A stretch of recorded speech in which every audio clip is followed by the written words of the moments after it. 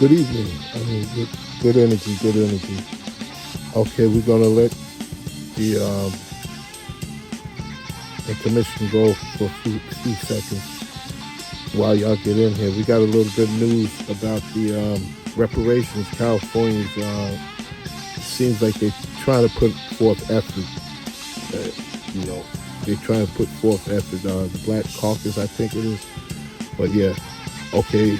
I think that's enough time. Y'all can watch it now.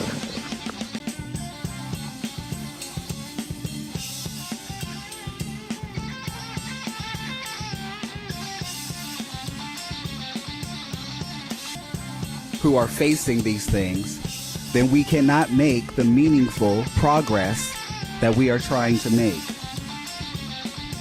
Therefore, we are seeking to revise or amend Prop 209 to ensure that we can increase the life expectancy of some of our most marginalized and oppressed populations, that we can lift people out of poverty, which California created policies and structures to ensure that certain people are in poverty, and to finally deal with, in a targeted and more meaningful way, the gross and despicable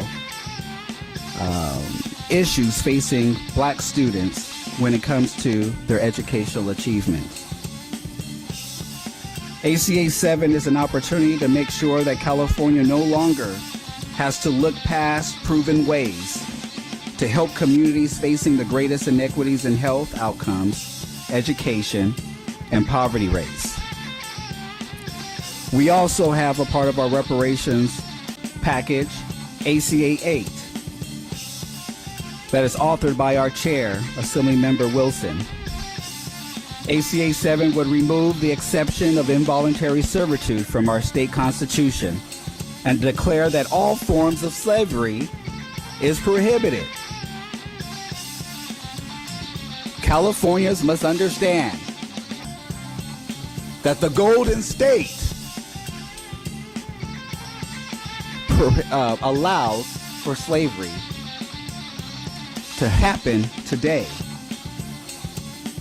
Today, slavery takes on the modern form of involuntary servitude, including forced labor in prisons.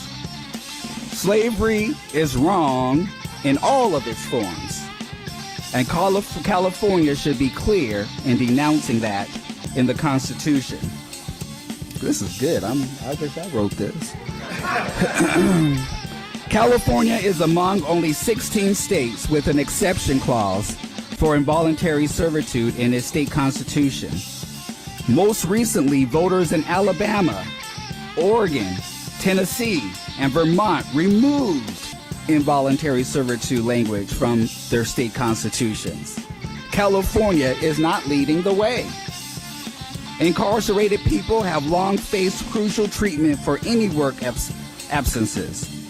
This includes physical violence, solitary confinement, denial of phone calls and family visits, and limiting participation in self-help groups and disciplinary write-ups that result in longer prison terms. Such punishments or threats of such punishments are often used even when absences are due to illness or injuries sustained through the work.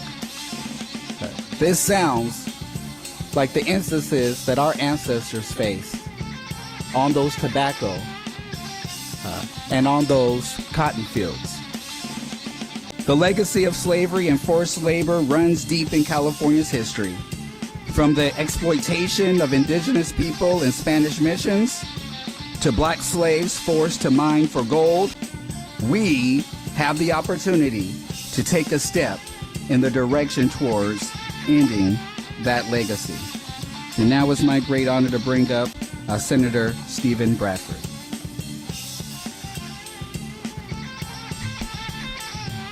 Thank you, Assemblyman Jackson. I, along with Assemblymember Reggie Jones-Sawyer, spent 2 years on the Reparations Task Force, and if it was anything that was clearly documented and highlighted was the racially motivated taking of property all across the state and even this nation from African Americans. And just like the legislation I authored 3 years ago to return Bruce's Beach to the Bruce's family that was racially motivated and taken, SB 1050 will provide a broad pathway to justice for others harmed by the racist policies and the practices of distant and recent past.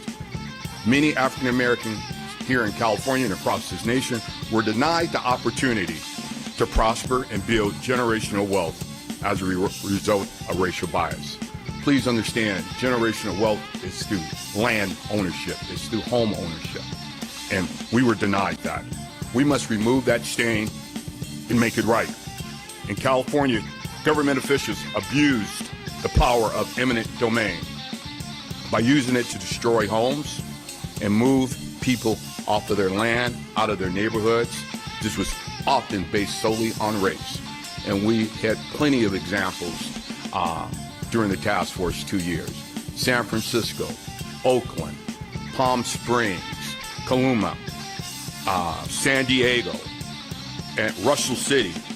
And we just recently saw last week on the news in Santa Monica about Silas White, an African American who bought property in Santa Monica, started a African American beach club, and his property was taken for the purpose of making a parking lot that was never built.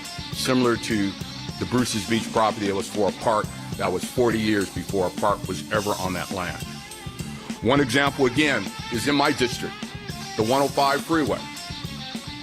Over 3,500 African Americans were displaced, 117 businesses were displaced for a freeway. My music teacher, as an elementary student, his home was taken in 1970 for this freeway. The real harm, it's real harm, I should say, and these folks deserve to be compensated. And let's be clear, California and America has stolen and taken more from the African Americans than we ever burned and looted. I'm also asked to talk about AB 1815 by Assemblymember Weber, which would expand the Crown Act, as you well know. Former Senator and now Supervisor Holly Mitchell authored that bill in 2019, and it would prohibit amateur sports clubs and organizations from discriminating against anyone on the basis of race associated with their hair texture and protective hairstyles. The original Crown Act protected students and employees. However, many children compete in non-school affiliated athletic programs and sports clubs, and adults participate in amateur sports and leagues on a voluntary basis, and 1815 would extend the Crown Act to protect those individuals. So now I have the opportunity to introduce Assemblymember Bonta.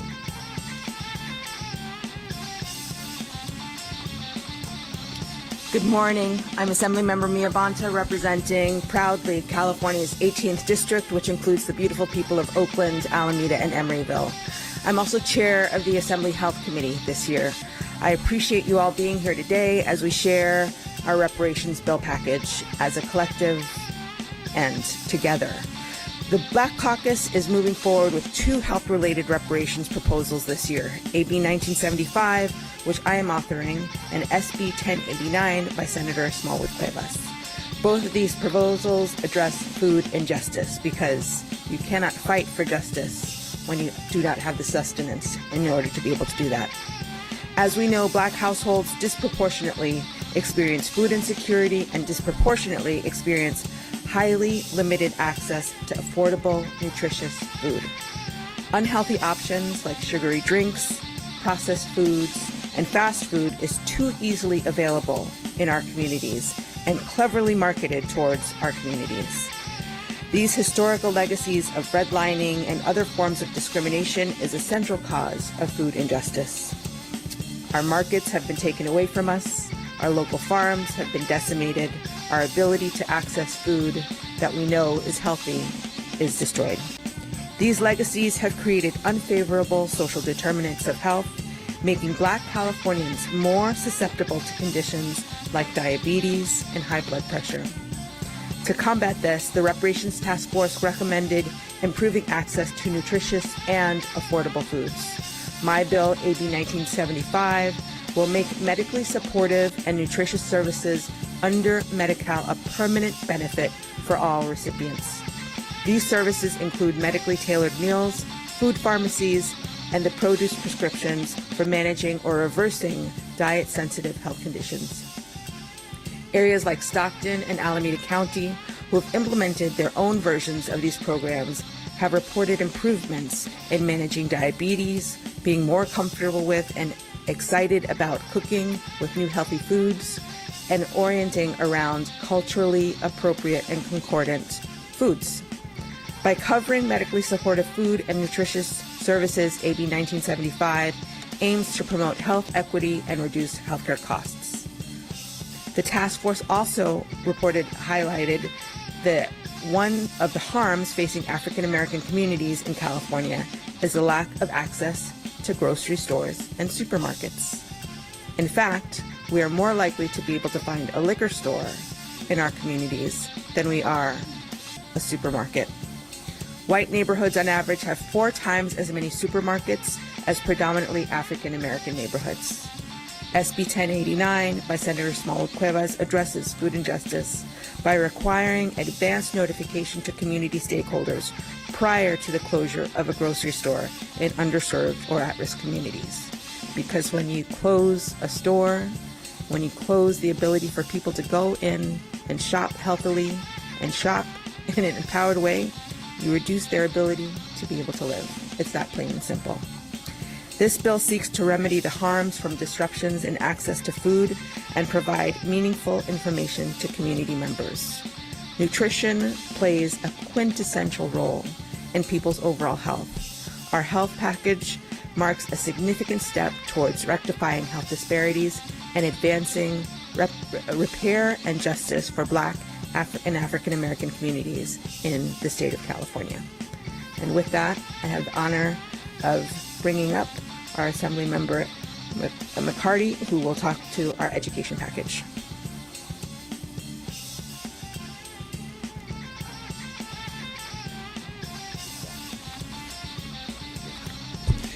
Good morning. I'm proud to be here in unison with our 12-member legislative Black Caucus, focusing on the 3 A's, acknowledging, apologizing, and action. And this will be our work this year and going forward. Certainly education is front and foremost an issue for Black Californians. We know first that we are many times first in issues like the criminal justice system, people you find in homeless facilities throughout Sacramento and California. But we also know that access to early education, to preschool, after-school programs, advanced placement programs in K through 12, and certainly higher education, we are certainly way down on the list. So we know that we have a budget situation we need to address, but it doesn't mean we're not going to act. And we have to put forward real plans. This is an opportunity to expand career education in California, focusing on our existing budget allocations by requiring that districts in proportionally red-line neighborhoods focus on career education for the kids who need it the most. So we're going to flip the redlining issue on its face. So we know that redlining, of course, was a systemic denial of services such as mortgages, insurance loans, other financial services to resident in certain areas based upon race. So we're going to use those exact same areas and focusing on state education programs for those same families and communities. We're going to make sure that we defend the program in the budget a couple years ago that we have for the $300 million block grant for the highest performing subgroup to making sure we focus on Black students throughout California. But career education really is about economic development and a pipeline for high wage jobs. And too often reports show that in these neighborhoods they have second class, low quality vocational programs, really the continuation of Jim Crow era segregation. So a few years ago, we created new programs in here, new CTE programs focusing on the best of the best, strong workforce program, the career education incentive growth program. This will make sure that these are focused on these neighborhoods where students and young people can need them the most. So this is our opportunity to move forward with an education agenda that focuses on upward mobility, because we know this is 70 years this May from the landmark decision of Brown versus the Board of Education, which says that education should be equal to everybody. But we know 70 years later that it is not. So this 2024 is our year of action, and I'm proud to be pushing forward this measure with our caucus. And with that, I would like to bring up my colleague from the Los Angeles County area, Mike Gibson, to talk about criminal justice and business issues. Thank you very much. Good morning to each and every one of you. I feel that this morning that Martin Luther King Jr. is standing with us. I feel that Frederick Douglass is smiling on us. Dr. Charles Drew, Rosa Parks, and the list goes on and on. The responsibility that these 12 members have today to change the trajectory of California, change the course of righting the wrongs of this state. We stand in John's shoes today, and I am absolutely thrilled and excited to stand with each member of the California Legislative Black Caucus, because the mantle is weighing on their shoulders for us to change the trajectory for generations to come in California with the work that we're doing here today. And so I stand proudly and boldly with each man and each woman that's here today that represents the legacy of other members of the Legislative Black Caucus. I'm excited today, but we have a task. So I'm Mike Gibson. I represent the 65th State Assembly District. Those are areas of Watts Willowbrook, where I was born and raised, Compton, Carson, North Long Beach, Harbor Gateway, North and South, Harbor City, Wilmington, and San Pedro.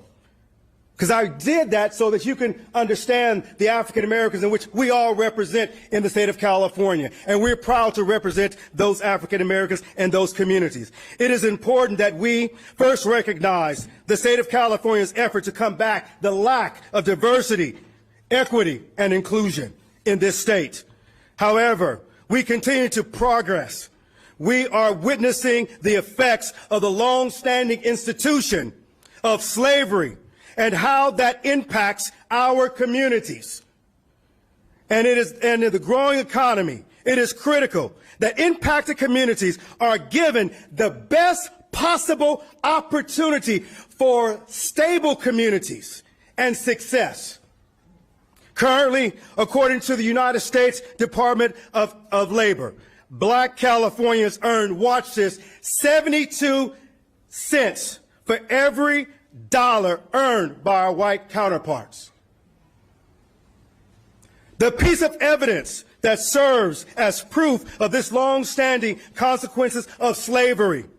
It is imperative that we take further measures to address the inequalities and expand the opportunities for growth and professional development. This is why I'm proud to introduce Assembly Bill 2862. This bill expands the priorities of African American applicants seeking occupational licenses in this state of California. It will serve as a necessary and a much needed gateway for the broken of the historic racist barriers. We must continue to champion legislation that combats these racial barriers and expand not only the opportunities for African Americans, but also for the outcomes of success. California has spearheaded the evolution of advancement, and I am proud to be part of that as a member of the California Legislative Black Caucus. I take great pride in our state's prioritization of inclusion.